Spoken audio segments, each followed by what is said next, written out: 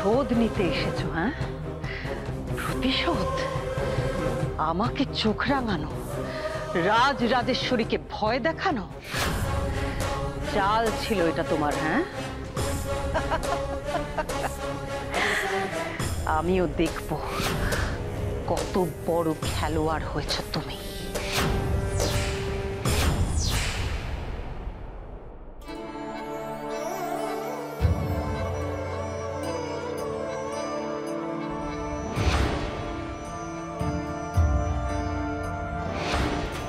এতবার এখানে এসেছি, এই ঘরের কোনায় কোনায় মিশে আছে কত স্মৃতি,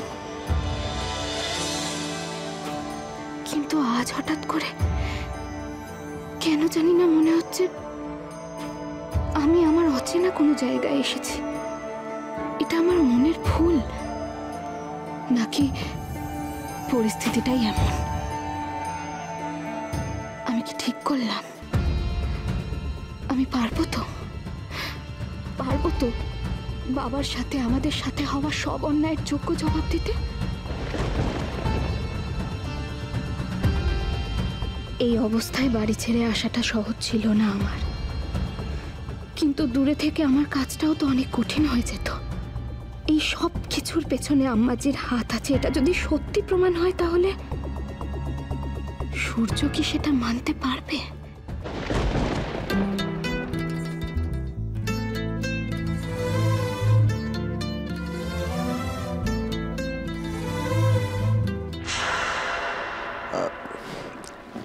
কিছু বলবে? যা সব হচ্ছে আমি একেবারে বাক্যহারা হয়ে যাচ্ছি।